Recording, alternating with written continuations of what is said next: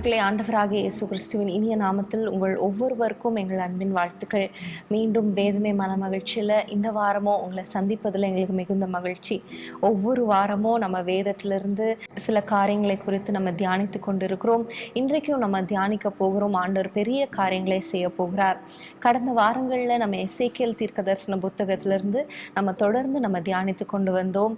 கடினம், கலகக்காரர் யார், நம்ம வாழ்க்கையில் இருக்கிற கலைகள் என்னென்ன, கசப்புகள் என்னென்ன, இன்னும் என்னென்ன களிம்புகள்லாம் நம்ம விட்டு நீக்கணும் என்று நம்ம பார்த்தோம். இன்றைக்கும் ஆண்டவர் நம்மோடு பேச போகிறார். நீங்கள் ஆயத்தமாக இருக்கிறீங்களா? இப்பொழுது நம்ம ஜெபம் செய்து நம்ம ஆரம்பிக்கலாம்.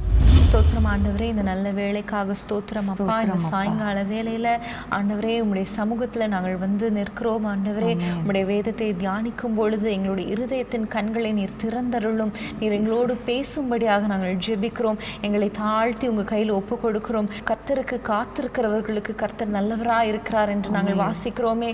அப்பா, உம்முடைய வசனங்களுக்காக நாங்கள் காத்திருக்கிறோம். உம்முடைய வார்த்தைகளுக்காக நாங்கள் காத்திருக்கிறோம். அப்பா, நீர் எங்களோடு பேசும்படியாக நாங்கள் ஜெபிக்கிறோம். எங்களை தாழ்த்தி ஒப்பு கொடுக்கிறோம். இயேசுவின் நாமத்தில் பிதாவே, ஆமேன். ஆமேன். கடந்த நாட்களில் எசேக்கியேல் தீர்க்கதரிசியின் புத்தகத்திலிருந்து நீ சொன்னது மாதிரி நிறைய காரியங்களை ஆராய்ந்து பார்க்க கர்த்தர் கிருபை பாராட்டினார். இன்றைக்கு நம்ம முக்கியமான ஒரு காரியத்தை நம்ம பார்க்க போகிறோம். அது என்னன்னா, ஆண்டவர் நம்மை எதற்காக தெரிந்து கொண்டார் அல்லது கர்த்தருடைய நோக்கம் என்ன. இப்போ நம்மை குறித்து, ஒவ்வொருவரை குறித்து கர்த்தருடைய நோக்கம் என்ன என்பதை நம்ம பார்க்க போகிறோம். அதிலிருந்து ஆண்டவர் நம்மிடத்தில் எதிர்பார்க்கிற சில காரியங்கள், நாம் எப்படி இருக்க வேண்டும், எப்படி இருக்கக்கூடாது என்பதையும் ஆண்டவர் இன்றைக்கு நமக்கு கற்றுக் கொடுக்க போகிறார். அதே எசேக்கியேல் தீர்க்கதரிசியின் புத்தகம் 3ஆம் அதிகாரம் 17ஆம் வசனத்தை நாம் வாசிக்க கேட்போம். மனுபுத்திரனே, உன்னை இஸ்ரவேல் வம்சத்தாருக்கு காவலாளனாக வைத்தேன். நீ என் வாயினாலே வார்த்தையை கேட்டு என் நாமத்தினாலே அவர்களை எச்சரிப்பாயாக. ஆண்டவர் சொல்லுகிறார், உங்களை காவல்காரனாக, அதாவது காவலாளாக வைத்திருக்கிறேன். ஆங்கில வேதாகமத்தில் வாட்ச்மேன் என்று சொல்லப்பட்டு இருக்கிறது. ஸோ ஒவ்வொருவரையும் ஆண்டவர் நம்முடைய தேசத்தின் பாதுகாப்புக்காக ஒரு காவலாளனாக, அல்லது நம்முடைய குடும்பத்தின் பாதுகாப்புக்கு ஒரு காவலாளனாக, தனிப்பட்ட நம்முடைய ஆவிக்குரிய வாழ்க்கையில் நம்ம ஒரு பாதுகாத்து கொள்ளக்கூடிய ஒரு காவலாளனாக கர்த்தர் வைத்திருக்கிறார். இந்த நோக்கத்தை நம்ம என்றைக்குமே மறக்கக்கூடாது.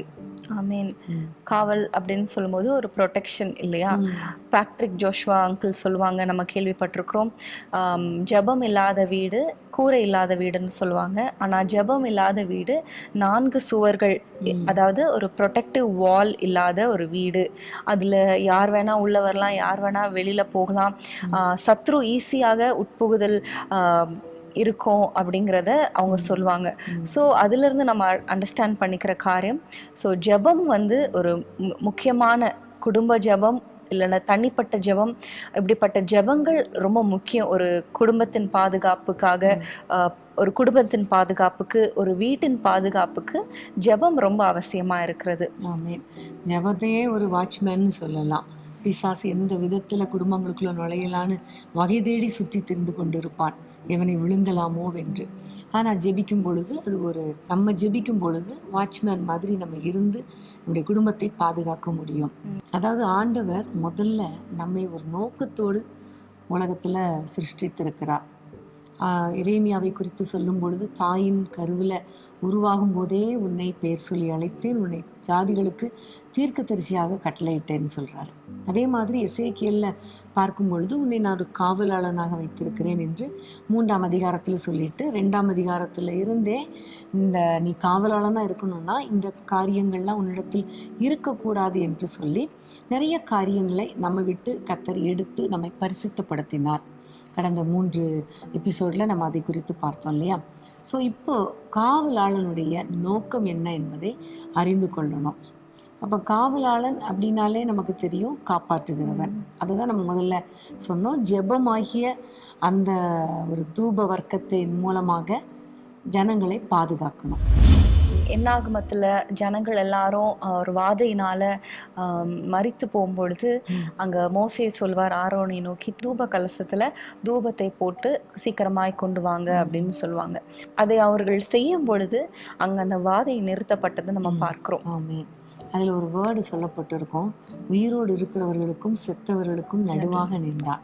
அப்போ அந்த வாதை நிறுத்தப்பட்டது, உயிரோடு இருக்கிறவர்கள் பாதுகாக்கப்பட்டாங்க. அது ஒரு ஸ்டாண்டிங் இந்த கேப் அப்படின்னு கூட சொல்லலாம் இல்லையா? ஆமென். அப்போ நம்முடைய வாழ்க்கையில் இந்த உலகத்தில் நிறைய பேர் அழிந்து கொண்டு இருக்கிறாங்க, குடும்பத்தில் நிறைய பேர் பாவத்தில் மூழ்கி கொண்டு இருக்கிறாங்க. அப்போ ஆண்டவருடைய சமூகத்தில் நம்ம நின்று ஜெபிக்கிறது தான் ஒரு காவலாளனுடைய ஒரு வேலை. ஸோ ஆண்டவருடைய சமூகத்தில் நம்ம நிற்கணும், ஜெபிக்கணும், அவர்களை பாதுகாக்கணும். அதான் காப்பாற்றுகிற ஒரு வேலை. ஆமென். காவலாளன் என்று சொல்லும் பொழுது இன்னொரு வசனம் எனக்கு ஞாபகத்துக்கு வருகிறது. எசேக்கியேல் 22ஆம் அதிகாரம் 30ஆம் வசனம். நான் தேசத்தை அழிக்காதபடிக்கு திறப்பிலே நிற்கவும் சுவரை அடைக்கவும் தக்கதாக ஒரு மனுஷனை தேடினேன், ஒருவனையும் காணேன். இங்கேயும் திறப்பிலே நிற்கவும். ஸோ ஸ்டாண்டிங், நீ சொன்ன மாதிரி ஸ்டாண்டிங் இந்த கேப். அப்போ ஆண்டவர் இதை தான் தேடுறாரு. எப்போவுமே வாட்ச்மேனை பார்த்தா அவர் கையில் சில இடங்கள்லாம் கன் வச்சுட்டு இல்லைன்னா கத்தி வச்சுக்கிட்டு அவங்க ஸ்ட்ரைட்டாக நின்றுட்டே இருப்பாங்க, அட்டென்ஷனில் இருப்பாங்க, அலர்ட்டாக இருப்பாங்க. ஏன்னா அவங்களுடைய டியூட்டி வந்து காப்பாற்றணும், பாதுகாக்கணும். யாரும் அந்நியர்கள் உள்ளே வந்துடக்கூடாது, எதிரியின் படை உள்ளே வந்துடக்கூடாது, அரண்மனைக்குள்ளே யாரும் வந்துடக்கூடாது அப்படிங்கிறதுக்காக அந்த டியூட்டி பார்ப்பாங்க. தாவீது கூட பார்க்கும் பொழுது சவுல் வந்து அவனை ஒரு ஆயுததாரியாய் ஒரு வாட்ச்மேனாக வைத்திருந்ததை நம்ம பார்க்குறோம். ஏன்னா ராஜாவுக்கு எந்த ஆபத்து வந்துடக்கூடாதுங்கிறதுல இவங்க கவனமாக இருப்பாங்க. அதே போல தான் ஆண்டவர் தேசத்தை அழிக்காதபடிக்கு திறப்பில் நிற்பதற்காக ஒரு மனுஷனை தேடினேன்னு சொல்கிறார். அப்போ நம்ம இப்போ எங்கே கேப் இருக்குது, தெருவில் ஏதாவது கேப் இருக்கா, தேசத்தில் கேப் இருக்கா, அங்கே போய் நின்று பட்டயத்தோடு நான் நிற்கிறேன்னு சொல்கிறதுக்கு இல்லை. தேவ சமூகத்தில் ஜெபிக்கணும். அதுதான் ஆரோன் உயிரோடு இருக்கிறவர்களுக்கும் செத்தவர்களுக்கும் நடுவாக நின்றான், வாதை நிறுத்தப்பட்டது. அப்போ நம்மெல்லாம் ஆண்டவருடைய சமூகத்தில் தேசத்துக்காக ஜெபிக்கிறோமோ அப்போதெல்லாம் கர்த்தர் நம்முடைய ஜெபத்தை கேட்டு தேசத்தை அழிக்க மாட்டார், வாதையை நிறுத்தி போடுவார். ஆமென். ஆமென். ஆண்டவர் சோதோம் கொமோராவை அழிப்பேன் என்று சொல்லும் பொழுது ஆபிரகாம் கூட ஆண்டவர் இடத்துல மன்றாடினது நம்ம எல்லாருக்கும் தெரியும்.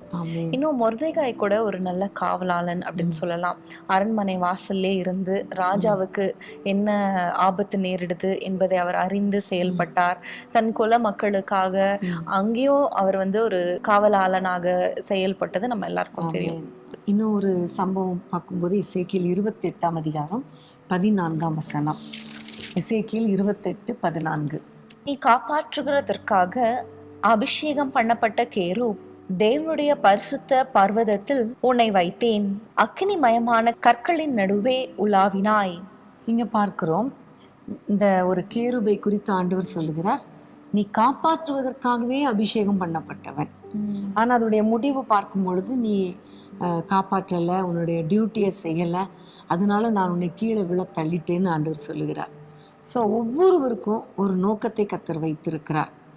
எப்படி நம்மை ஒரு காவலாளனாக உருவாக்கி நம்மை மக்களை காப்பாற்றுவதற்காக, தேசத்துக்காக காப்பாற்றுவதற்காக நம்மை படைத்து ஒரு நோக்கத்தோடு நம்ம அந்த நோக்கத்தை நிறைவேற்றுவோம் என்று கர்த்தர் காத்து கொண்டு இருக்கிறார். ஆனால் இங்கே எப்படி அவர்கள் காப்பாற்றவில்லையோ அதே மாதிரி இன்னைக்கு நிறைய பேர் கர்த்தர் கொடுத்த நோக்கத்தை நிறைவேற்றலை. உதாரணமாக பார்த்தா சவுல் ராஜா இஸ்ரவேல் ஜனங்களை பெலிஸ்தரின் கைக்கும் சத்துருக்களின் கைக்கும் நீங்களாக்கி விடுவிக்கிறவன், அதாவது ரட்சிக்கிறவன், ஒரு பாதுகாக்கிறவன் என்கிற ஒரு அந்தஸ்தில் தான் ராஜாவாக உயர்த்தினார். ஆனால் கோலியாத் வந்த பொழுது நின்று சண்டை போட்டு ஜனங்களை காப்பாற்றுவதற்கு பதிலாக ஓடி ஒளிந்து கொண்டதை நம்ம பார்க்குறோம். அதே மாதிரி தான் அமலேக்கியர் வந்த பொழுதும் அமலேக்கியரை முறியடிக்காமல் அவங்க கொஞ்சம் பேரை ராஜாக்களெல்லாம் அவன் தப்பு வச்சுட்டான். ஸோ ஒவ்வொரு நாளும் ஆண்டவர் நம்மை குறித்து ஒரு நோக்கம் வைத்திருக்கிறார். இவங்க காப்பாற்றுவாங்க, இவங்க பாதுகாப்பாங்க, ஜனங்களுக்காக தேசத்துக்காக திறப்பில் நிற்பாங்கன்னு. ஆனால் நம்ம அந்த டியூட்டியை, அந்த நோக்கத்தை தவற விட்டுறவே கூடாது. ஆதியாகமத்தில் மனுஷனை உருவாக்கும் போது ஆதாமை பார்த்து சொல்லுகிறார், நீ உன்னை வந்து நான் உருவாக்குனதுக்கு நோக்கமே பண்படுத்தணும், பாதுகாக்கணும். தோட்டத்தை பண்படுத்தணும், இன்னொரு பக்கம் பாதுகாக்கணும். ஆனால் அவன் தோட்டத்தை பாதுகாக்கலை, தன்னுடைய மனைவியும் பாதுகாக்கலை. அதனால தான் அந்த சர்ப்பம் உள்ளே நுழைஞ்சிட்டு தந்திரமாக உள்ளே நுழைஞ்சு ஏவாளை வஞ்சித்து விட்டது.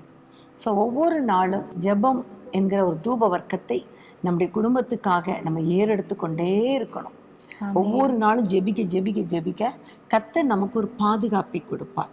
நம்முடைய பிள்ளைகளை பாதுகாப்பார், குடும்பத்தை பாதுகாப்பார், ஒவ்வொரு நாளும் கர்த்தர் பாதுகாக்க வல்லவராய் இருக்கிறார்.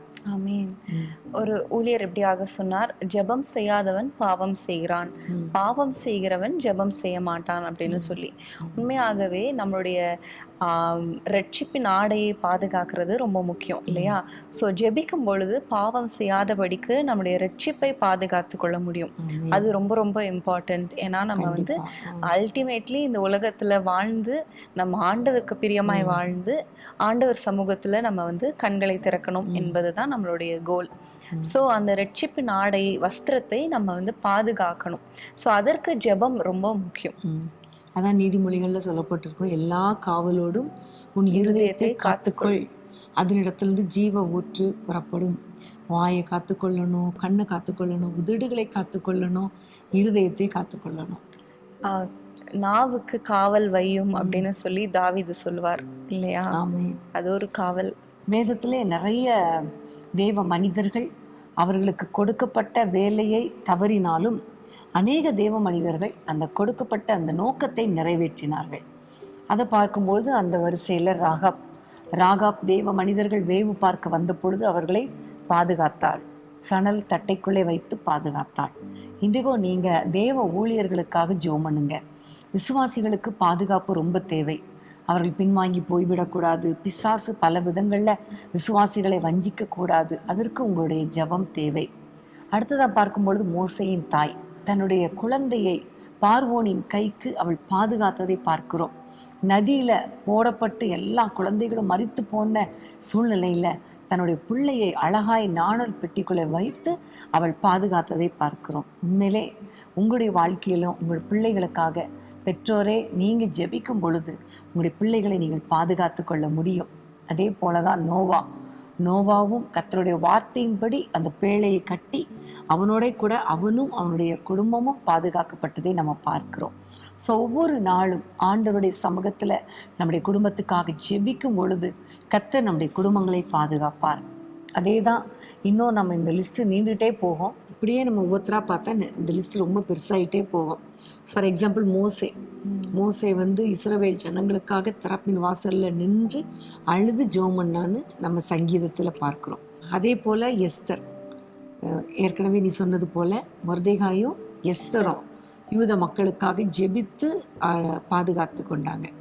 ஸோ இன்றைக்கி நம்ம ஆண்டவரிடத்தில் கேட்க போகிறோம், ஆண்டவரே நாங்கள் ஜனங்களை பாதுகாக்கணும், எல்லாத்துக்கும் மேலே நீ சொன்னது மாதிரி ஆத்துமாவை பாதுகாக்கணும், அப்புறம் குடும்பத்தை பாதுகாக்கணும், அப்புறம் நம்முடைய ஜனங்களை பாதுகாக்கணும், அப்புறம் எல்லாத்துக்கும் மேலே தேசத்தை பாதுகாக்கணும். ஆமென். ஸோ இப்படி நம்ம ஜெபிக்கும் பொழுது எசேக்கியேல் 9ஆம் அதிகாரத்தில் ஒரு அருமையான வசனம், 4ஆம் வசனம். கர்த்தர் அவனை நோக்கி, நீ எருசலேம் நகரம் எங்கும் உருவ போய் அதற்குள்ளே செய்யப்படுகிற சகல அருவருப்புகளின் நிமித்தமும் பெருமூச்சு விட்டு அழுகிற மனுஷரின் நெற்றிகளில் அடையாளம் போடு என்றார். இந்த வசனம் நம்ம அடிக்கடி நம்ம வாசிச்சிருக்கோம். அதாவது ஆண்டவர் சமூகத்துல மக்களுக்காக அழுது ஜெபிக்கிறவர்களை அவர் முத்திரை போடுகிறார். அதாவது அழிக்காதபடி, அவர்களை அழிக்காதபடி, கர்த்தருடைய நாள் வரும் பொழுது அவர்களை அழிக்காதபடி, அவங்க வந்து மீதம் இருக்கிறவர்களாய் அவங்கள காப்பாற்றும்படியாக அப்படி ஒரு அடையாளத்தை போடுகிறார். அது வந்து ஒரு குவாலிஃபிகேஷனா பார்க்கிறோம் இல்லையா? ஆண்டவர் வைத்திருக்கிற ஒரு குவாலிஃபிகேஷன். உலகத்துல மக்கள் நிறைய குவாலிஃபிகேஷன்ஸ் படித்திருக்கணும், இவ்வளோ சம்பாதிக்கணும், இந்த வீடு வச்சிருக்கணும், கார் வச்சிருக்கணும் அப்படிலாம் சொல்லுவாங்க. ஆனால் ஆண்டவர் எதிர்பார்க்கிற ஒரு முக்கியமான குவாலிஃபிகேஷன் வந்து அழுது ஜெபிக்கிறவர்கள், மன்றாடி ஜெபிக்கிறவர்கள், பெருமூச்சு விட்டு அழுது ஜெபிக்கிற மக்களை தான் அவர் எதிர்பார்க்கிறார். அதாவது ஒரு வாட்ச்மேன் டியூட்டி நம்ம பார்க்கணும், அதுதான் ஆண்டவர் எதிர்பார்க்கிறார். புலம்பல் 2:19 ஒரு அருமையான ஒரு வசனத்தை நம்ம வாசிக்கலாம். எழுந்திரு, ராத்திரியிலே முதற் ஜாமத்தில் கூப்பிடு, ஆண்டவரின் சமூகத்தில் உன் இருதயத்தை தண்ணீரை போல ஊற்றிவிடு, எல்லா தெருக்களின் முனையிலும் பசியினால் மூர்ச்சித்து போகிற உன் குழந்தைகளின் பிராணனுக்காக உன் கைகளை அவரிடத்திற்கு ஏறிடு. ரொம்ப அருமையான ஒரு வசனம் இல்லையா? அப்போ நம்ம முதற்சாமத்தில் எழுந்துருன்னா ராத்திரி நேரத்துலலாம் நம்ம எழுந்து ஆண்டவரை நோக்கி கூப்பிடணும். அதிகாலையில் ஆண்டவரை நோக்கி கூப்பிடணும், மிட் நைட்டில் ஆண்டவரை நோக்கி கூப்பிடணும். நம்ம இப்போ வந்து அதிகாலையிலையும் ராத்திரியிலையும் மிட் நைட்லேயும் யாருக்காக கூப்பிடுவோம்னா நம்ம பிள்ளைங்களுக்காக நம்ம கூப்பிடுவோம். ஆனா இந்த வசனம் சொல்லுகிறது தெருவில் மூர்ச்சித்து போகிற எல்லா பிள்ளைகளுக்காக. அவங்களெல்லாம் நம்முடைய பிள்ளைகளா நம்ம நினைக்கணும். தெருவில் இருக்க பிள்ளைங்க எத்தனை பேர் பாவத்துக்கு அடிமையாக இருக்கிறாங்க, எத்தனை பேர் கஷ்டப்பட்டு அழிந்து போய் கொண்டு இருக்கிறாங்க, எத்தனை குடும்பங்களில் பிரச்சனைகள். இந்த மக்களுக்காக நம்ம அழுது ஜெபம் பண்ணணும், கைகளை அவரிடத்துக்கு ஏறெடுக்கணும் என்று கர்த்தர் சொல்லுகிறார். ஒருவேளை எனக்கு அழுதெல்லாம் ஜெபம் பண்ண முடியல அப்படின்னா ஆண்டவரிடத்துல கேளுங்க, எனக்கு கண்ணீரின் ஜெபாவியை கொடுங்கப்பா, நான் காத்திருந்து ஜெபிக்கணும், மக்களை பாதுகாக்கணும், என் குடும்பத்தை பாதுகாக்கணும், அதற்கு ஒரு ஆண்டவர் ஒரு கண்ணீரின் ஜெபாவியை தாங்கன்னு கேட்டா சகரியாவில் ஆண்டவர் சொல்லுகிறார், தாவீதின் குடிகள் மேலும் எருசலேமின் குடிகள் மேலும் கண்ணீரின் ஆவியும் விண்ணப்பத்தின் ஆவியும் ஊற்றுவேன்னு சொல்லி இருக்கிறார். அப்படிப்பட்ட ஆண்டவர் நம்ம மேல ஊற்றுவார். ஸோ அந்த அபிஷேகத்தோடு அந்த கண்ணீரின் ஆவியோடு கூட ஆண்டவருடைய சமூகத்துல மக்களுக்காக, தேசத்துக்காக, குடும்பங்களுக்காக, நம்ம குடும்பத்துக்காக, நமக்காக, நம்முடைய ஆத்மாவுக்காக ஜெபிக்கும் பொழுது கண்டிப்பா நம்ம அந்த காவலாளரின் டியூட்டியை கேர்ஃபுல்லா பர்ஃபெக்டா செய்து முடிக்க முடியும். ஆமீன். கண்டிப்பாக ஆண்டவர் அவர் எப்படி தன்னுடைய உயிரை பொருட்படுத்தாம நமக்காக அவர் கொடுத்தாரோ, அதே போல அந்த அந்த மிட் நைட்ல முதற் ஜாமத்துல எல்லாவற்றையும் மக்களுக்காக, ஆத்துமாக்களுக்காக நம்மளும் ஜெபிக்கணும், நம்மளும் அதுக்காக பிரயாசப்படணும் என்று எதிர்பார்க்கிறார். ஆமென். இப்பவும் ஆண்டவர் நமக்காக பரிந்து பேசி கொண்டிருக்கிறார். இப்பவும் நம்மை பாதுகாக்கும்படி, நம்முடைய பலவீனங்கள்ல நமக்கு உதவி செய்யும்படி ஆண்டவர் பிதாவை நோக்கி ஜெபம் பண்ணி கொண்டே இருக்கிறார் என்று நம்ம வேதத்துல பார்க்கிறோம். ஸோ நம்ம கண்டிப்பா ஒவ்வொருவரும் இந்த காவலாளனுடைய வேலையை கரெக்டா செய்யணும், அதாவது காப்பாற்றணும், ஜெபத்தின் மூலமாக பாதுகாக்கணும். அடுத்ததாக நம்ம பார்க்கும் பொழுது ரெண்டாவது டியூட்டின்னு கூட சொல்லலாம், வாட்ச்மேனுடைய ஒரு டியூட்டி. அதாவது அதே வசனம் தான், எசேக்கியேல் 3:17 திரும்ப வாசிப்போம். மனுபுத்திரனே, உன்னை இஸ்ரவேல் வம்சத்தாருக்கு காவலாளனாக வைத்தேன். நீ என் வாயினாலே வார்த்தையை கேட்டு என் நாமத்தினாலே அவர்களை எச்சரிப்பாயாக. ஆமென். ஆண்டவர் சொல்லுகிறார், வாட்ச்மேனுடைய அதாவது காவலாளனுடைய இன்னொரு டியூட்டி என்னன்னா, ஆண்டவருடைய சமூகத்துல நின்று அவருடைய வார்த்தையை கேட்டு ஜனங்களை எச்சரிக்கணும். இது ரொம்ப முக்கியமான ஒரு காரியம். இது இன்னும் கொஞ்சம் டீட்டெயிலாக வாசிக்கணும்னா 33ஆம் அதிகாரம் எசேக்கியேல் 33:6 நம்ம வாசிக்கலாம். காவற்காரன் பட்டயம் வருகிறதை கண்டும் அவன் எக்காலம் ஊதாமலும் ஜனங்கள் எச்சரிக்கப்படாமலும் பட்டயம் வந்து அவர்களில் யாதொருவனை வாரிக்கொள்ளுகிறது உண்டானால் அவன் தன் அக்கிரமத்திலே வாரிக்கொள்ளப்பட்டான். ஆனாலும் அவன் இரத்த பழியை காவற்காரன் கையிலே கேட்பேன். காவல்காரனுடைய டியூட்டி ஆண்டவருடைய வார்த்தையை கேட்டு எச்சரிக்கணும். இன்னொரு பக்கம் அழிவு வருகிறத பார்த்து எக்காலம் ஊதி எச்சரிக்கணும். இதுதான் அவனுடைய டியூட்டி. அப்போ ஆண்டவர் சில காரியங்களே சொல்லுவார். நம்ம ஆண்டவருடைய சமூகத்தில் இருக்கும்போது இவங்க இப்படி செய்கிறாங்க, இவங்க இந்த மாதிரி காரியம் பண்ணுறாங்க, அல்லது நமக்கே சில எச்சரிப்பு வரும். அந்த எச்சரிப்பை கேட்டு ஜனங்களுக்கு சொல்லாமல் போனாலும் கண்டிப்பாக அந்த இரத்த புலியை கர்த்தர் நம்மிடத்தில் கேட்பேன்னு சொல்கிறாரு. தேசத்தில் ஒரு அழிவு வரப்போகிறது என்று சொல்லும் பொழுது அதை ஜனங்களிடத்தில் சொல்லி, இந்த அழிவு வரப்போகுது, நீங்கள் ஆண்டவருடைய சமூகத்தில் ஒப்பு கொடுத்து ஜெபம் பண்ணுங்க, அல்லது உங்களை தப்பு வைத்துக் கொள்ளுங்கள் என்று சொல்லாமல் போனாலும் கண்டிப்பாக அந்த காவல்காரனுடைய கையில் தான் இரத்த புலியை கேட்பேன் என்று சொல்லுகிறார். ஸோ இது ரொம்ப முக்கியமான ஒரு டியூட்டி. ஒரு பக்கம் பாதுகாக்கிறது, இன்னொரு பக்கம் எச்சரிக்கிறது ஜனங்களை. ஸோ எச்சரிக்க வேண்டியது நம்முடைய வேலை. அதை எச்சரிப்பின் சத்தத்துக்கு கீழ்ப்படுகிறாங்களோ கீழ்ப்படியலையோ அது ஜனங்களுடைய காரியம். ஆனால் நம்ம தேவனுடைய சமூகத்தில் நிற்கும்போது அவர் நமக்கு என்ன சொல்கிறாரோ அதை மக்களுக்கு சொல்லணும். அதை சொல்லி அவர்களை எச்சரிக்கணும். நோவாவின் காலத்துல ஜலப்பிரளயம் வரும் அப்படின்னு ஆண்டவர் சொல்லும் பொழுது மக்களிடத்துல போய் எச்சரி என்று ஆண்டவர் சொல்லல. ஆனா ஆட்டோமேட்டிக்கா அவர்களிடத்துல இருந்த அந்த ஆத்தும பாரத்தினால அவங்க போய் எச்சரிச்சாங்க. ஆனா யாரும் கேட்கல. ஸோ அதுல நம்ம பார்க்கிறோம் நோவா வந்து ஒரு பெஸ்ட் காவல்காரராக இருந்தார் என்பதை அறிந்து கொள்கிறோம். முதல்ல காவல்காரனுடைய டியூட்டி வந்து காப்பாற்றணும், பாதுகாக்கணும். ரெண்டாவது காவல்காரனுடைய டியூட்டி என்னன்னா எச்சரிக்கிறது. மூன்றாவது இன்னொரு வசனத்தை வாசிப்போம். எசேக்கியேல் 38:7. நீ ஆயத்தப்படு, உன்னுடனே கூட உன் எல்லா கூட்டத்தையும் ஆயத்தப்படுத்து, நீ அவர்களுக்கு காவலாளனா இரு. ஸோ இங்கே பார்க்குறோம் ஒரு காவல்காரனுடைய வேலை அவனும் ஆயத்தமாகணும், ஜனங்களையும் ஆயத்தமாகணும். இன்றைக்கி ஆண்டவர் நம்ம எதற்காக ஆயத்தப்படுத்துகிறார் தெரியுமா? ஆண்டவருடைய வருகைக்காக. ஏனென்றால் ஆண்டவர் வரப்போகிறார் சீக்கிரம். இந்த உலகம் நமக்கு நிரந்தரமானதில்லை. இந்த உலகத்திலேயே நம்ம வாழ்ந்துடலாம் அப்படின்னு நினைக்கக்கூடாது. சீக்கிரமாக ஆண்டவர் வரப்போகிறார், அல்லது நம்முடைய மரணம் வரும். அப்போ எதுவானாலும் கர்த்தரை சந்திக்க ஆயத்தமாகணும். ஒரு காவல்காரனுடைய டியூட்டி மற்றவங்களை ஆயத்தப்படுத்தணும். ஆனால் அதுக்கு முன்னாடி இவன் ஆயத்தமாகணும்.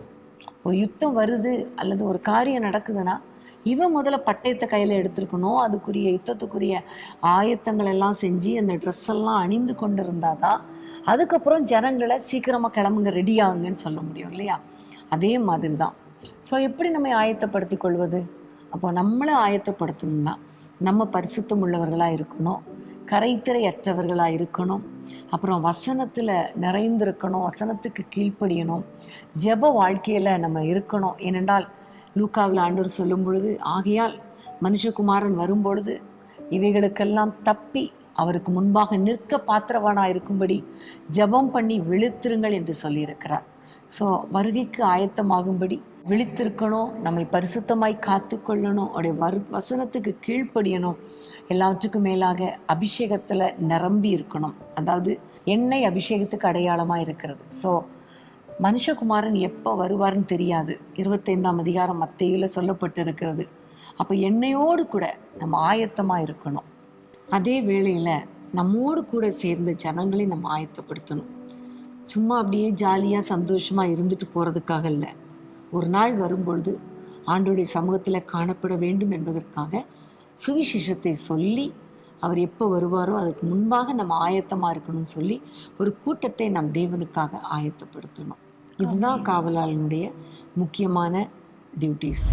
பிரியமானவர்களே, இன்றைக்கும் எசேக்கியேல் தீர்க்க தரிசன புத்தகத்திலிருந்து ஒரு காவலாளன் எப்படி இருக்கணும் என்பதை நம்ம அறிந்து கொண்டோம். உங்களையும் என்னையும் ஆண்டவர் ஒரு காவலாளனாக தெரிந்து கொண்டிருக்கிறார். அந்த காவலாளன் முதலாவது காப்பாற்றுகிறவனாக, பாதுகாக்கிற வேலையை செய்கிறவராக, அதாவது ஜெப ஊழியத்தை செய்கிறவர்களாக இருக்க வேண்டும் என்பதை நம்ம பார்த்தோம். இரண்டாவதாக மக்களை அழிவை குறித்து எச்சரிக்கிறவனாய், தீங்கு வருகிறதை குறித்து எச்சரிக்கிறவனாய், ஆண்டவருடைய வார்த்தை அவங்க கேட்டு ஆண்டவருடைய சமூகத்துல காத்திருந்து அந்த வார்த்தைகளை கேட்டு மக்களிடத்துல சொல்லி எச்சரிக்கிறவர்களாக இருக்கணும் என்றதை நம்ம பார்த்தோம்.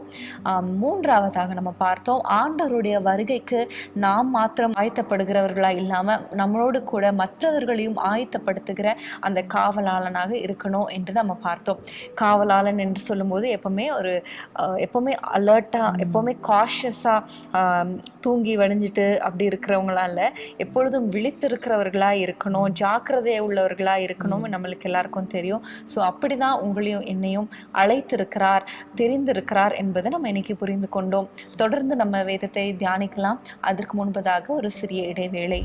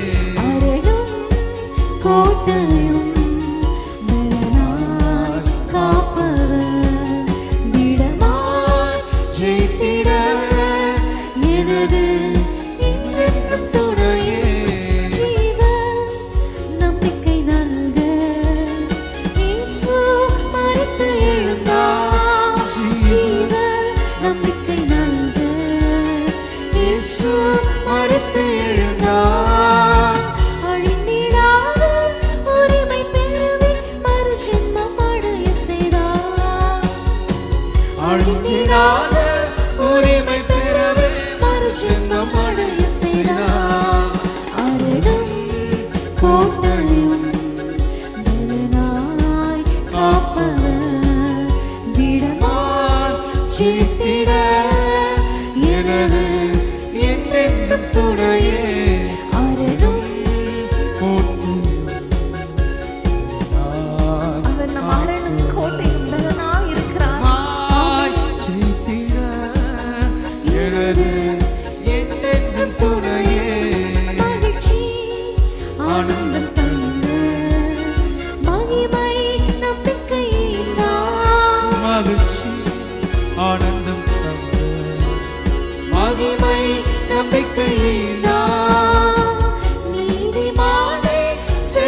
செய்து என்றென்றும் தேன் நல்குவார்.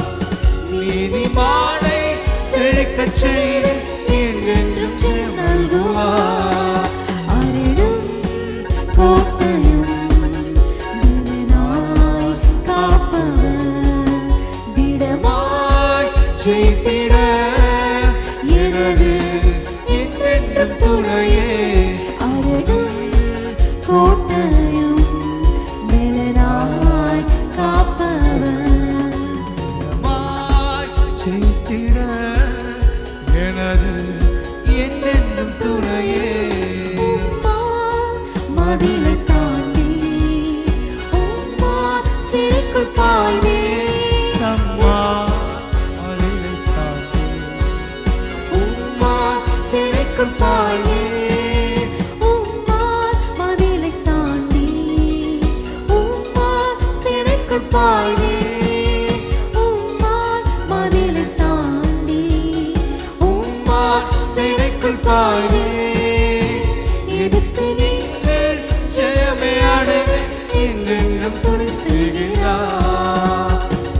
எடுத்து நின்று ஜெயமே அடைவே என்றென்றும் துணை செய்கிறார். அருளும் கோட்டையும் திடனாய் காப்பவர், திடமாய் ஜெயித்திட எனது என்றென்றும் நம் துணையே. துணையா இருக்கிறாரே, ஸ்தோத்திரம் செலுத்தி பாடுங்க. மாலை நேரத்துல ஆண்டவர் நம்மோடு இருக்கிறார். ஹalleluya. செய்திட எனது என்றென்றும் துணையே. வாழ்வு முன்னேறி செல்ல நல்ல நம்பிக்கையை நான், முன்னேறி செல்ல நல்ல நம்பிக்கையை நான். கிருபை சொரிந்து அன்பை பொழிந்தால் வளர்ந்தே நிலைத்திடுவோம். கிருபை சொரிந்து அன்பை பொழிந்தால் வளர்ந்தே நிலைத்திடுவோம். அருளும் கோட்டையும் பலனாய் காப்பவர், திடமாய் ஜெயித்திட எனது என்றென்றும் துணையே. அருளும் எங்கள் அரணே, எங்கள் கோட்டையை சொல்லுங்க. எங்களை காப்பவரே, செய்திட எனது என்றென்றும் துணையே. இருளை வெளிச்சமாக்க ஒளியை அருளச் செய்வார். இருளை உங்க இருளான வாழ்க்கை வெளிச்சமாக்குவார். ஹalleluya. சொல்லுங்க, இருளை வெளிச்சமாக்க இருளை வெளிச்சமாக்க ஒளியை அருளச் செய்வார். இருளை வெளிச்சமாக்க ஒளியை அருளச் செய்வார். எந்த தீபம் என்று எரிய என்றென்றும் அருள் செய்வார். இந்த தீபம் என்று எரிய என்றென்றும் அருள் செய்வார். அருளும் கோட்டையும் பலனாய் காப்பவர், திடமாய் ஜெயித்திட எனது என்றென்றும் துணையே. அருளும் எங்கள் கோட்டையே, எங்களை காப்பவரே, எங்களை ஜெயிக்க செய்கிறவரே, எல்லாவற்றிலும் எங்களை வெற்றி சிறக்க பண்ணுகிற தேவனே. என்றென்றும் துணையே. அருளும் கோட்டையும் பலனாய் காப்பவர், திடமாய் செய்திட எனது என்றென்றும் துணையே. ஜீவ நம்பிக்கை நல்க இயேசு மரித்து எழுந்தார். ஜீவ நம்பிக்கை நல்ல இயேசு மரித்து எழுந்தார். அழிந்திடாத உரிமை பெறவே ஒரு ஜென்மம் அருள் செய்தார். அழிந்திடாத உரிமை பெறவே ஒரு ஜென்மம் அருள் செய்தார். அருளும் கோட்டையும் பலனாய் காப்பவர், திடமாய் ஜெயித்திட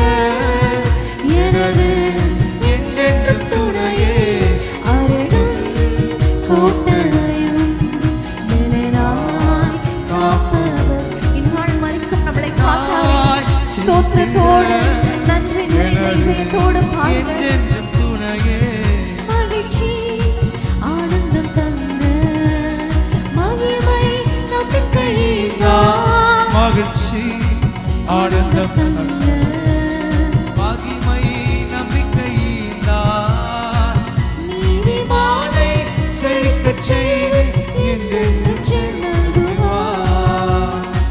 நீதிமானை செழிக்கச் செய்து என்றென்றும் செல்லுவார்.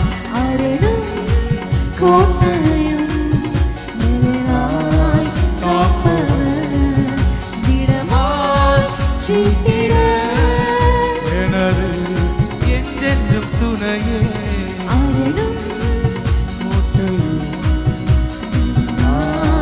காப்பவர் திடமாய் சீட்டிட எனது என்றென்றும் துணையே உம்மால் மதிலை தாங்கி உம்மால் சிறைக்குள் பாயே விசுவாசத்தோடு சொல்லுங்கள். நீர் என்னோடு இருக்கும் பொழுது, நீர் என் அரணாக இருக்கும் பொழுது, நீர் என் கோட்டையாக இருக்கும் பொழுது, உம்மால் நான் சேனைக்குள் பாய்வேனே. உம்மால் சிறைக்குள் பாயே உம்மால் மதிலை தாங்கி உம்மால் சிறைக்குள் பாயே எதிர்த்து நின்று ஜெயமே அடைவேன் என்றென்றும் துணை செய்கிறார். எதிர்த்து நின்று ஜெயமே அடைவேன் என்றென்றும் துணை செய்கிறார். அரணும் போட்டு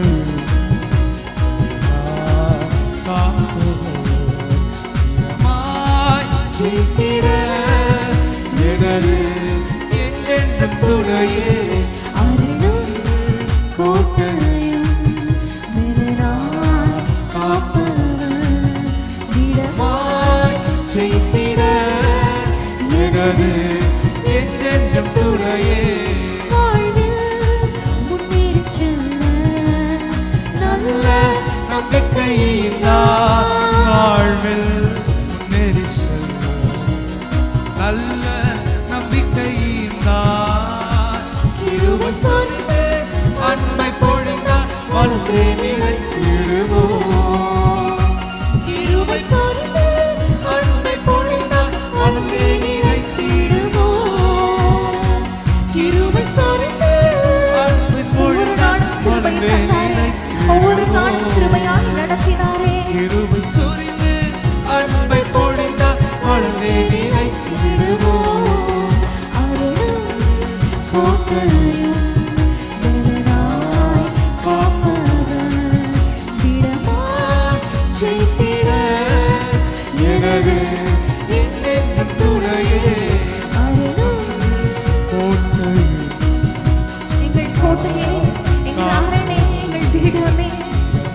சொல்லுங்க, அப்பா, எங்கள் துருகமாக இருக்கிறது.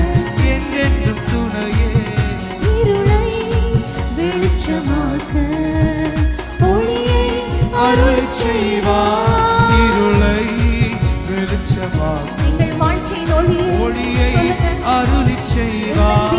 இருளை வெளிச்சமாக்கும் ஒளியை அருளி செய்வார். எந்த தீபம் நின்று எரிய என்றென்றும் அருள் செய்வார். இந்த தீபம் நின்று எரிய என்றென்றும் அருள் செய்வார். இந்த தீபம் நின்று எரிய என்றென்றும் அருள் செய்வார். அரணும் கோட்டையும் நிழலாய் காப்பவர் திடமாய் செய்திட எனது என்றென்றும் துணையே. அரணும் கோட்டையும் ஸ்தோத்திரம் அப்பா, எங்களுக்கு துருகமாய் இருக்கிறீரே. செய்திட எனது என்றென்றும் துணையே. பிரியமானவர்களே, வேதமே மனமகிழ்ச்சியில் உங்களை மீண்டும் வரவேற்கிறோம். இன்றைக்கும் எசேக்கியேல் தீர்க்க தரிசன புத்தகத்திலிருந்து நம்ம வேதத்தை தியானித்து கொண்டிருக்கிறோம். முதலாவது, காவலாளன் யார், எப்படிப்பட்ட கேரக்டர்ஸ் உடையவர்களாக இருக்கணும் என்பதை நம்ம பார்த்தோம். அடுத்ததாக நம்ம என்ன தியானிக்க போகிறோம்? இப்போ நம்ம பார்க்குற காரியம் கர்த்தருடைய கரத்தை குறித்து பார்க்க போகிறோம். முதல்ல பார்த்தோம் கர்த்தருடைய நோக்கம், அதாவது நம்மை குறித்து கர்த்தர் வைத்திருக்கிற நோக்கம் நம்ம ஒரு காவலாளனாக. இப்போ பார்க்க போகிறோம் கர்த்தருடைய கரம்.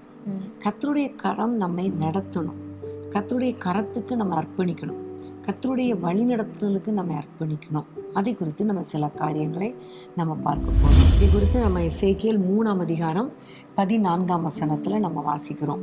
ஆவி என்னை உயர எடுத்துக்கொண்டது, நான் என் ஆவியின் உக்கிரத்தினாலே மனங்கசந்து போனேன், ஆனாலும் கர்த்தருடைய கரம் என் மேல் பலமாக இருந்தது. ஸோ கர்த்தருடைய கரம் எசேக்கியேல் மேல் பலமாக இருந்தது என்று சொல்லுகிறார். இந்த கர்த்தருடைய கரத்திலிருந்து வருகிற ஆசீர்வாதங்கள் அல்லது கர்த்தருடைய கரம் ஏன் நம்ம மேலே பலமாய் இறங்குகிறது என்பதை நம்ம இப்போ பார்க்க போகிறோம். 2ஆம் அதிகாரம் 9ஆம் வசனத்தில் கர்த்தருடைய கரத்தில் என்ன இருந்தது என்பதை குறித்து நம்ம பார்க்க போகிறோம்.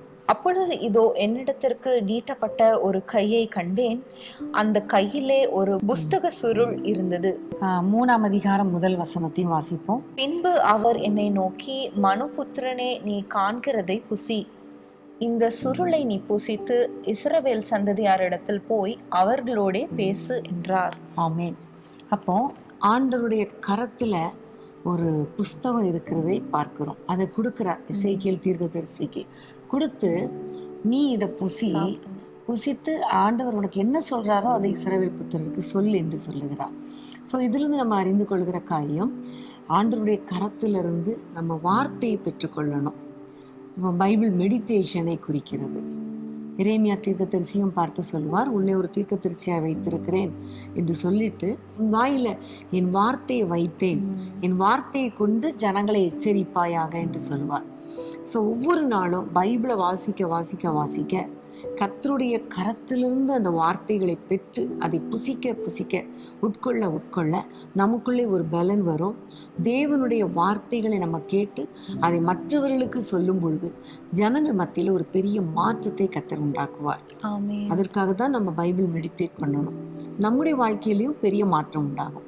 இப்போவே நிறைய பேர் சொல்கிறாங்க, வேதமே மனமகிழ்ச்சி இந்த நிகழ்ச்சி மூலமாக நிறைய நாங்கள் வாசிக்க நிறைய காரியங்களை கர்த்தர் எங்களுக்கு கற்றுக் கொடுத்து கொண்டு இருக்கிறார்.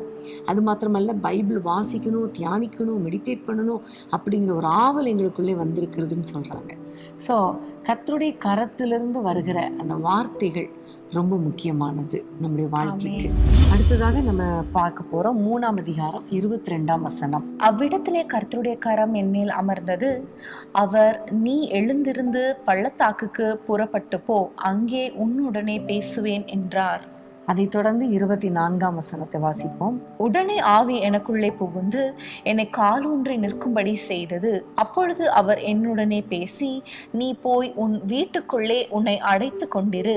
அடுத்த வசனம், இதோ மனுபுத்திரனே, உன்மேல் கயிறுகளை போட்டு அவைகளால் உன்னை கட்டப் போகிறார்கள், ஆகையால் நீ அவர்களுக்குள்ளே போக வேண்டாம். கர்த்தருடைய கரம் என்று சொல்லும் பொழுது நம்ம களைந்து போட வேண்டியவைகள் எல்லாம் களைந்து போட்டு எல்லா தேவையில்லாத களிம்புகளெல்லாம் தூக்கி வீசிட்டு, கர்வம், கசப்பு, கடினம், கலகம் இதெல்லாம் தூக்கி வீசும் பொழுது, அதுக்கப்புறம் கர்த்தர் வைத்த நோக்கத்தை நம்ம நிறைவேற்றி கொண்டே இருக்கும் பொழுது கர்த்தருடைய கரம் நம்மை நடத்துவதை நம்ம பார்க்கலாம். ஸோ முதல்ல கர்த்தருடைய கரம் நம்ம மேலே அமரும் பொழுது அவர் வசனத்தை கொடுக்கிறார், வார்த்தையை கொடுத்து நம்மை தைரியப்படுத்தி வழி நடத்துகிறார். ரெண்டாவதாக பார்க்கும் பொழுது கர்த்தருடைய கரம் நம்ம மேலே அமரும் பொழுது ஒரு வழி நடத்துதலை நம்ம பார்க்கிறோம். பள்ளத்தாக்குக்கு போன்னு சொல்கிறாரு, அடுத்த வசனத்தில் வீட்டுக்குள்ளே அடைத்து கொண்டு இருக்கிறாரு, அப்புறம் நீ போகாதங்கிறாரு. இதெல்லாம் கர்த்தருடைய கரத்தின் ஆசீர்வாதம். நம்ம ஆண்டவருடைய பிள்ளைகளாக இருக்க இருக்க அவருடைய வார்த்தைகளை வாசிக்க அவருடைய அபிஷேகத்தில் நிரம்பி இருக்க கர்த்தருடைய கரம் நம்ம மேலே இறங்கி நம்ம கைட் பண்ணுறத, வழி நடத்துறத நம்ம பார்க்கலாம். ஆதி திருச்சபையில கூட பவுலை ஆசியாக்கு போகாதபடிக்கு ஆவியானவர் தடை செய்தார் என்றெல்லாம் நம்ம வாசிக்கிறோம். அதே தடை செய்த ஆண்டவர் மக்கதுனியாவுக்கு போ என்று சொல்லி வழி நடத்தினார். அதே மாதிரி பேதுரு ஜெபம் பண்ணி கொண்டு இருக்கும் பொழுது கொர்நேலியு வீட்டுக்கு போவதற்கு ஆள் வருவாங்க, உன்னை கூப்பிட வருவாங்க, நீ போ, புறஜாதி வீடு தான் ஆனாலும் போ என்று கர்த்தர் வழி நடத்தினார். இப்படி நிறைய காரியங்களை பார்க்கிறோம். ஆமென். இஸ்ரவேல் ஜனங்களை கூட வனாந்திரத்துல மேக ஸ்தம்பத்தினாலும் அக்கினி ஸ்தம்பத்தினாலும் அவங்க வழி நடத்துனாங்க. மேகம் மூவ் ஆனா இவங்களும் மூவ் ஆவாங்க, மூவ் ஆகலைன்னா அப்படியே இருப்பாங்க. ஸோ அதுவும் ஆண்டவருடைய வழி நடத்துறதுக்கு நம்ம பார்க்கிறோம். ஆமென். ஸோ நம்ம இன்னைக்கு ஆண்டவரிடத்தில் ஒப்பு கொடுக்க போகிறோம். ஆண்டவரே, உம்முடைய கரம் எங்களை வழி நடத்தட்டும். உம்முடைய கரம் எங்களை எங்கே போக சொல்கிறதோ அங்கே நாங்கள் போகணும். உம்முடைய கரம் எங்களை எங்கே போகக்கூடாதுன்னு தடைப்படுத்துதோ அதில் நாங்கள் தடை பண்ணணும் என்று நம்ம ஒப்பு கொடுக்கும் பொழுது கர்த்தர் வழி நடத்துவார். சில சமயங்களில் சின்ன சின்ன காரியங்கள் இருதயத்தில் தோன்றும். நிறைய நேரங்களில் பார்த்துருக்கிறேன். சின்ன காரியம், இதை செய்யாது, இந்த காரியத்தை கொஞ்சம் தூக்கி போட்டுரு, இதை மாற்றி அமைச்சிருன்னு சொல்லி உள்ளத்தில் வரும். அதெல்லாம் பார்த்துக்கலாம் அப்படின்னு விட்டுருவோம். அது கடைசியில் பார்த்தா அது ஒரு பெரிய பிரச்சனையாக வந்து நிற்கிறத நம்ம பார்த்துருக்குறோம். ஸோ சின்ன சின்ன காரியங்களுக்கு நம்ம ஒப்பு கொடுத்து செவி கொடுத்து கர்த்தருடைய கரத்துக்கு கீழே அடங்கி இருக்கும் பொழுது தான் பெரிய பெரிய காரியங்களில் கர்த்தருடைய வழி நடத்துதலை காண முடியும். உண்மையாகவே முதல்ல நம்ம பார்த்தோம், வசனத்தை அவரிடத்துல இருந்து நம்ம வாங்கணும் அப்படின்னு நம்ம பார்த்தோம். அவர் கையில இருக்கும் அப்படின்னு சொல்லி. இன்றைக்கு வந்து ஆண்டவர் நம்மளை வழி நடத்துறது முக்கியமாக ஆண்டவருடைய வசனங்கள் மூலமா தான், இல்லையா? ஸோ வசனங்களை வாசிச்சு, அந்த நீங்க சொன்னது போல முதலாவது நம்ம ஆண்டவருடைய வசனங்களை நம்ம வாசிச்சு அதுல தியானிக்கும் போதே நம்ம அதுல இருந்து ஆண்டவருடைய நடத்துதல் என்ன, ஆண்டவருடைய சித்தம் என்ன என்பதை அறிந்து கொள்ளலாம். அதன் வழியாக நம்மளை வழி நடத்துகிற தேவன். ஆமென். இப்போ இன்னும் கர்த்தருடைய கரம் நம்ம மேலே இருக்கும் பொழுது கர்த்தர் எப்படி நம்மை நடத்துகிறார்? எசேக்கியேல் 8ஆம் அதிகாரம் 1 வசனம். 6ஆம் வருஷத்து 6ஆம் மாதம் 5ஆம் தேதியிலே நான் என் வீட்டில் காத்திருந்தேன். உட்கார்ந்திருந்த போதும் யூதாவின் மூப்பர்கள் எனக்கு முன்பாக உட்கார்ந்திருக்கிற போதும் கர்த்தராகிய ஆண்டவருடைய கரம் அங்கே என்மேல் அமர்ந்தது. 1 வசனத்துல பார்த்தோம், ஆண்டவருடைய கரம் எசேக்கியேல் தீர்க்கதரிசி மேலே அமர்ந்ததுன்னு பார்க்குறோம். அதை தொடர்ந்து 3ஆம் வசனத்துல பார்க்கிறோம், கை போல தோன்றினதை அவர் நீட்டி தலைமயிரை பிடித்து தூக்கிட்டு போகிறார் என்பதை நம்ம பார்க்கிறோம். 4ஆம் வசனத்தை வாசிப்போமா? இதோ நான் பள்ளத்தாக்கிலே கண்டிருந்த தரிசனத்துக்கு சரியாக இஸ்ரவேலின் தேவனுடைய மகிமை அங்கே விளங்கினது. இந்த 3ஆம் வசனத்துல இருந்து நம்ம அறிந்து கொள்கிற காரியம், அவருடைய கரம் எசேக்கியேல் தீர்க்கதரிசியை தூக்கி, அதாவது முடிய கூட பிடிச்சி தூக்குனது மாதிரி தூக்கிட்டு போய் அங்க ஆலயத்துக்கு கொண்டு போய் அங்க நிறைய காரியங்களை அவருக்கு தரிசனமாக காட்டுகிறார். ஸோ கர்த்தருடைய கரம் நம்ம மேலே இறங்கி வரும் பொழுது தரிசனங்களை காணக்கூடிய கண்களாக கர்த்தர் மாற்றுவார். உதாரணமாக பார்த்தா இங்கே எசேக்கியேல் தீர்க்கதரிசிக்கு அவருடைய கரம் தூக்கிட்டு போய் ஆலயத்துக்குள்ளே கொண்டு போய் ஆலயத்தில் இருக்கிற விக்கிரகங்கள், ஆலயத்தில் நடக்கிற அருவருப்புகள், இவை எல்லாவற்றையும் காண்பித்து ஜெபிக்கும்படி கர்த்தர் வைக்கிறார்.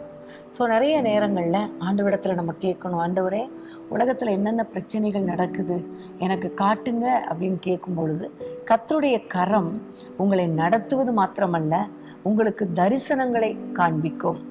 என்னென்ன காரியங்கள் நடக்கிறது என்பதை கர்த்தருடைய கரம் உங்களுக்கு காண்பிக்க வல்லதாக இருக்கிறது. அதனால்தான் ஆண்டவரே உங்களுடைய கரத்தினால நீங்கள் என்னை தூக்கி உங்களுடைய தரிசனத்தை பார்க்கிற கண்களாக என் கண்களை மாற்றுங்கன்னு கேட்கும்போது கர்த்தருடைய கரம் நம்மை தரிசனங்களுக்கு நேராக நடத்தும். அடுத்ததாக கர்த்தருடைய கரத்தின் கிரியை அல்லது கர்த்தருடைய கரம் நம்மளை நடத்தும் பொழுது என்னென்ன காரியம் என்று பார்க்கும் பொழுது எசேக்கியேல் 37 முதல் வசனத்தை நம்ம வாசிக்கலாம். கர்த்தருடைய கை என்மேல் அமர்ந்தது. கர்த்தர் என்னை ஆவிக்குள்ளாக்கி வெளியே கொண்டு போய் எலும்புகள் நிறைந்த ஒரு பள்ளத்தாக்கின் நடுவில் நிறுத்தி. கர்த்தருடைய கரம் நம்ம மேலே அமரும் பொழுது கண்டிப்பாக அவர் நம்மை நடத்துகிற தேவனாக இருக்கிறார். எப்படிப்பட்டவர்னா தரிசனங்களை காண்பிக்கிறவர் மாத்திரம் அல்ல, இங்கே பார்க்குறோம் எலும்பு நிறைந்த பள்ளத்தாக்கு கொண்டு போய் அவர் சில காரியங்களை கற்றுக் கொடுக்கிறார்.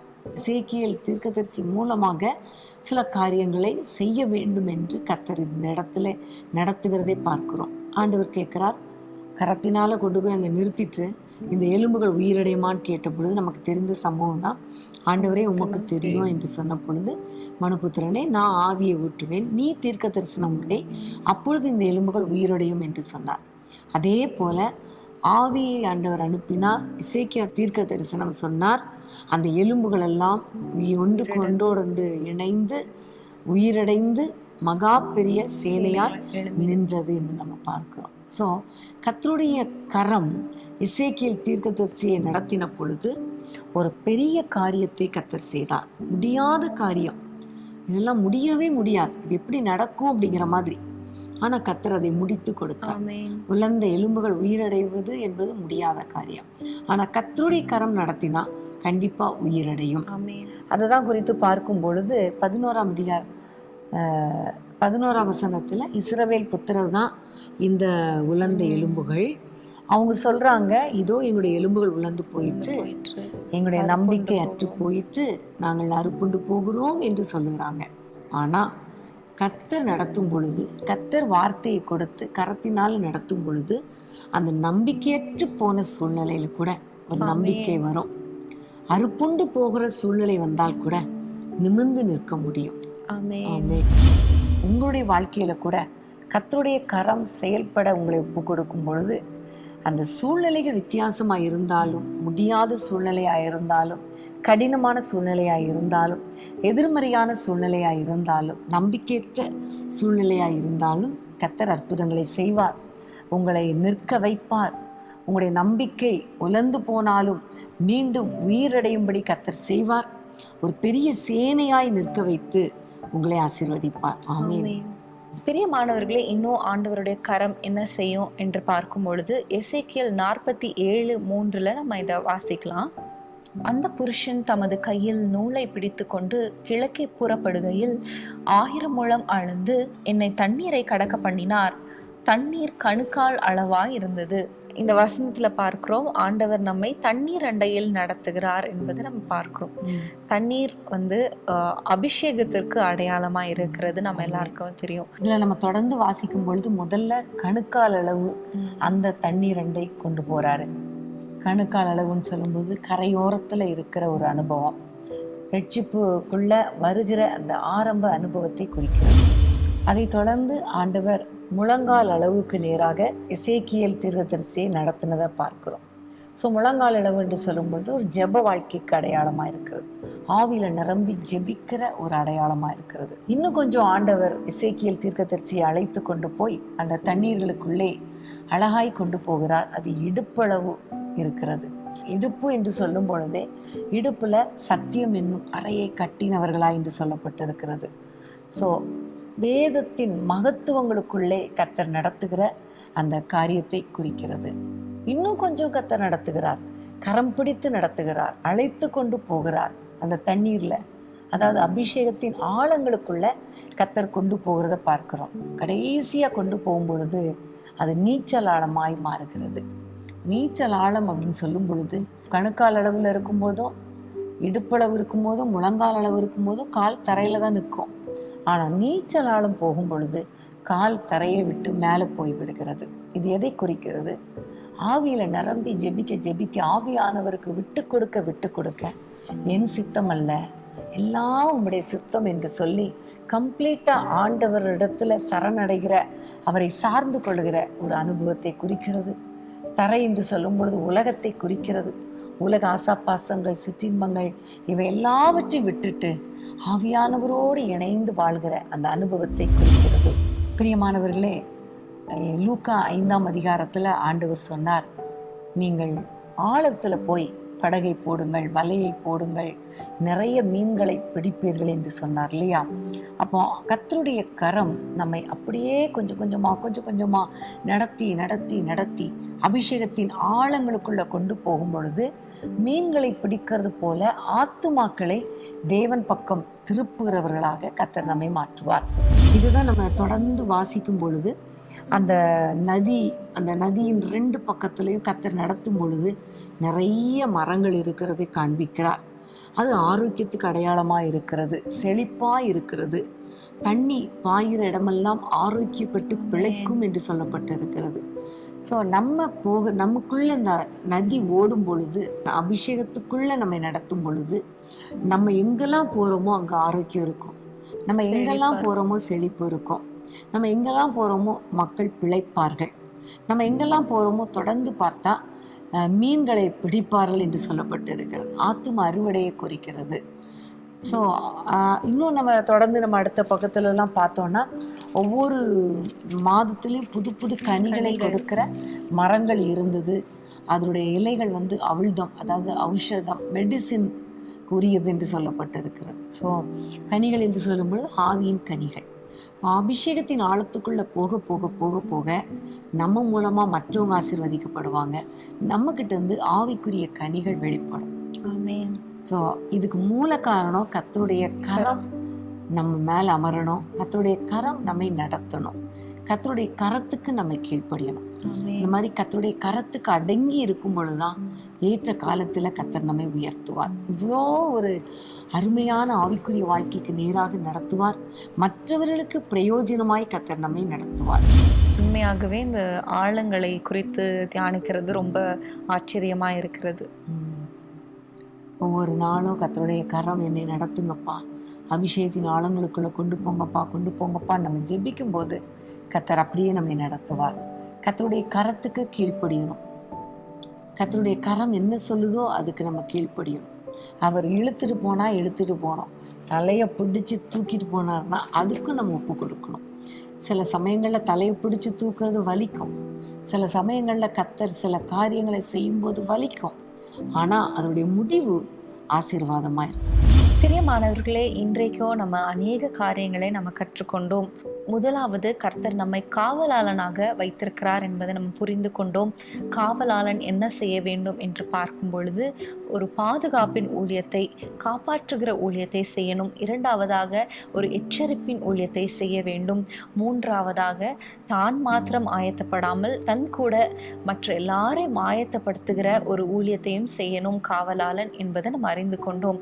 கண்டிப்பாக நீங்கள் இதை செய்யும் பொழுது ஆண்டவர் உங்களுடைய நெற்றியில் அவர் முத்திரை போட்டு உங்களை அழிவில் என்று அவர் பாதுகாப்பார். இரண்டாவதாக கர்த்தருடைய கரத்தை நம்ம பார்த்தோம். கர்த்தருடைய கரம் என்ன காரியங்கள் எல்லாம் செய்கிறது என்று நம்ம பார்க்கும் பொழுது, முதலாவது கர்த்தருடைய கரம் வார்த்தைகளை, அவருடைய வசனங்களை நம்மிடத்துல வெளிப்படுத்துகிற கர்த்தருடைய கரமாயிருக்கிறது என்பதை பார்த்தோம். இரண்டாவதாக அவருடைய கரம் நம்மளை வழி நடத்தும், செவ்வையான பாதையில நம்மளை நடத்தும். நாம் நடக்க வேண்டிய வழிகளை நம்மளுக்கு ஆண்டவர் சொல்லி கொடுப்பார். அவருடைய கரம் நம்மளை நடத்தும் என்பதை நம்ம பார்த்தோம். அது மாத்திரமல்ல, மூன்றாவதாக கர்த்தருடைய கரம் நம்மளுக்கு தரிசனங்களை காண்பிக்கிற கரம் என்பதை நம்ம பார்த்தோம். அதாவது தேசத்துல நடக்க போற காரியங்கள், நடக்கிற காரியங்களை தரிசனமாக காண்பித்து அதை குறித்து நம்ம ஜெபிக்க வைக்கிற ஆண்டவருடைய கரம் என்பதை நம்ம அறிந்து கொண்டோம். அடுத்ததாக நம்ம பார்க்கும் பொழுது கர்த்தருடைய கரம் முடியாதவைகளை நடப்பிக்கிற ஒரு அற்புதமான ஒரு கர்த்தருடைய கரம். எப்படி எலும்பு பள்ளத்தாக்கில் உள்ள அந்த எலும்புகளை ஒரு சேனையாக காலூன்றி நிற்க செய்கிற அந்த கர்த்தருடைய கரத்தை குறித்து நம்ம தியானித்தோம். அடுத்ததாக ஆழங்களுக்குள்ள, அதாவது அபிஷேகத்தின் ஆழங்களுக்குள்ள நம்மளை நடத்தி செல்கிற கர்த்தருடைய கரம் என்பதை நம்ம பார்த்தோம். அப்படி நம்மை அவர் நடத்தி செல்லும் பொழுது நம்முடைய வாழ்க்கை மற்றவர்களுக்கு பிரயோஜனமாக மாறும். மற்றவர்களுக்கு கனி கொடுக்கிறவர்களாய், மற்றவர்களுக்கு உபயோகமாய் இருக்கிறவர்களாய், மற்றவர்களுக்கு ஆசீர்வாதமான ஒரு வாழ்க்கை வாழ ஆண்டவர் நம்மளை நடத்துவார். இதையெல்லாம் வைத்து நாமும் ஒரு காவலனாக இருக்கணும். ஆண்டவரே நீங்க உங்களுடைய கரத்தினால் எங்களை நடத்துங்க என்று சொல்லி ஜெபிக்கலாமா? ஸ்தோத்திர ஆண்டவரே, நன்றியோடு துதிக்கிறோம் அப்பா. இவ்வளவு நேரம் எசேக்கியேல் தீர்க்கதரிசியின் புத்தகத்திலிருந்து நிறைய காரியங்களை எங்களுக்கு கற்றுக் கொடுத்ததற்காக ஸ்தோத்திரம். குறிப்பாக நீர் எங்கள் மேல் வைத்திருக்கிற நோக்கம், அதாவது காவலாளனாக இருக்க வேண்டும் என்பதை எங்களுக்கு நீங்கள் கற்றுக் கொடுத்தீங்க அப்பா. ஆண்டவரே, நாங்கள் உங்களுடைய பிள்ளைகளாக இருந்து உங்களுடைய சித்தத்தை நிறைவேற்ற, நீர் எங்களை உருவாக்கின நோக்கத்தை நிறைவேற்ற ஜெபித்து தேசத்தையும் குடும்பங்களையும் எங்களுடைய ஆத்துமாவையும் காத்துக்கொள்ள எங்கள் ஒவ்வொருவருக்கும் கிருபை தாங்கப்பா. காவல்காரனுடைய வேலையை ஒழுங்காய் செய்யவும், மக்களை எச்சரிக்கவும், உம்முடைய வருகைக்கு ஆயத்தப்படுத்தவும் எங்கள் ஒவ்வொருவருக்கும் கிருபை தாங்கப்பா. அப்படியே ஆண்டவரே, இப்படி உம்முடைய நோக்கத்தை நாங்கள் ஒழுங்காக நிறைவேற்றும் பொழுது உம்முடைய கரத்தின் நிழலினால் எங்களை மூடி மறைக்கிற தேவனாய் இருக்கிறீர். உமக்கு ஸ்தோத்திரம் அப்பா. உம்முடைய கரத்தின் ஆசீர்வாதங்களினால், குறிப்பாக அதற்காக எங்களை வழி நடத்தி உங்களுடைய வார்த்தையினால் எங்களை நிரப்பி ஆண்டவரே எங்களுடைய கண்களுக்கு தரிசனங்களை காண்பித்து ஆண்டவரே எங்களை ஆண்டவரே நல்ல ஒரு அருமையான பாதையில் நடத்தி ஆவிக்குரிய சகல ஆசீர்வாதங்கள் எல்லாரும் நிரப்பி எங்களை வழிநடத்துவேன் என்று சொல்லுகிற தயவுக்காய் ஸ்தோத்திரம். அப்பா, எங்களோடு கூட இணைந்து ஜெபித்து கொண்டிருக்கிற ஒவ்வொருவர் மேலும் உம்முடைய கரம் அமரட்டும் அப்பா. அவர்களை வழி நடத்துவீராக, அவர்களை ஆசீர்வதிப்பீராக, நிறைய காரியங்களை கற்றுக் கொடுப்பீராக. உலர்ந்த எலும்புகளை உயிரிட பண்ணின அந்த கரம் இவர்கள் மேல் நீட்டப்படுவதாக ராஜா. முடியாத காரியங்களை முடித்து கொடுங்க, நம்பிக்கையற்ற சூழ்நிலைகளை மாற்றி கொடுங்க. எல்லாவற்றுக்கும் மேலாக அபிஷேகத்தின் ஆழங்களுக்குள்ளே எங்களை கொண்டு போய் நடத்துங்கப்பா. உங்களுடைய கரத்தினால பிடித்து அழைத்து கொண்டு போங்கப்பா. ஆண்டவரே, கணுக்கால் அளவல்ல ஆண்டவரே, முழங்கால் அளவல்ல, இடுப்பளவல்ல, நீச்சல் ஆழத்துக்குள் எங்களை கொண்டு போங்கப்பா. எங்களை நீந்தி நீந்தி மகிழ வைங்கப்பா. பிறருக்கு ஆசீர்வாதமாக எங்களை மாற்றுங்கப்பா. உமக்காக வாழ கிருபை தாங்கப்பா. இந்த பைபிள் ஸ்டடி எங்களுக்கு எவ்வளோ ஆச்சரியமாக இருந்ததப்பா. தொடர்ந்து கர்த்தாவே எங்களை நடத்துவீராக, ஒவ்வொருவரையும் ஆசீர்வதிப்பீராக. நன்மையும் கிருபையும் உடைய பிள்ளைகளை தொடர்வதாக இயேசுவின் நாமத்தில் ஜெபிக்கிறோம் பிதாவே. ஆமென், ஆமென். பிரியமானவர்களே, இந்த பைபிள் ஸ்டடி உங்களுக்கு மிகுந்த பிரயோஜனமாக இருந்திருக்கும் என்று நாங்கள் விசுவாசிக்கிறோம். எசேக்கியேல் தீர்க்க தரிசன புத்தகத்தில் அநேக ஆழங்களில் ரகசியங்களை ஆண்டவர் நம்மளுக்கு கற்றுக் கொடுத்து வருகிறார். தொடர்ந்து நம்ம அடுத்த வாரமும் இந்த எசேக்கியேல் தீர்க்கதரிசியின் புத்தகத்திலிருந்து கர்த்தர் நமக்கு கொடுக்குற ஆசீர்வாதங்கள், அவருடைய நடத்துதல்களை குறித்து நம்ம இன்னும் தியானிக்க போகிறோம். இதற்கு இடையில் இந்த ஒரு வார காலம் ஏற்கனவே நம்ம பார்த்த அந்த 3 எபிசோடையும் நீங்கள் பாருங்கள். இதையும் நீங்கள் திரும்ப வாட்ச் பண்ணுங்கள். இதுக்கு இடையில் நீங்களும் தியானம் பண்ணுங்கள். எசேக்கியேல் தீர்க்கதரிசியின் புத்தகத்திலிருந்து கர்த்தர் நிச்சயமாகவே உங்களோடு கூட இடைப்படுவார், உங்களை தைரியப்படுத்துவார். மீண்டும் அடுத்த வாரம் உங்களை வேதமே மன மகிழ்ச்சியில் சந்திக்கிறோம். கர்த்தர் உங்களை ஒவ்வொருவரையும் ஆசீர்வதிப்பாராக. ஆமென். பிரியமானவர்களே, நாளை இரவு ஞாயிற்றுக்கிழமை இரவு 9:30 மணிக்கு இரவு ஜெபம் இருக்கிறது. நீங்கள் அதில் கலந்து கொள்ளும்படி உங்களை அன்புடன் கேட்டுக்கொள்கிறோம். 1 மணி வரைக்கும் தான் இந்த இரவு ஜெபம். ஸோ டக்குன்னு முடிஞ்சிரும். குடும்பமாக கலந்து கொண்டு ஆசீர்வாதங்களை பெற்றுக்கொள்ளுங்கள்.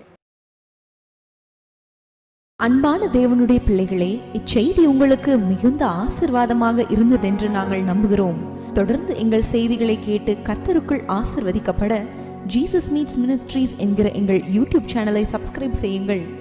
மேலும் உங்கள் ஜெப உதவிக்கு எங்களோடு நீங்கள் தொடர்பு கொள்ள வேண்டிய தொலைபேசி எண் 9842252836 மற்றும் 7299546363.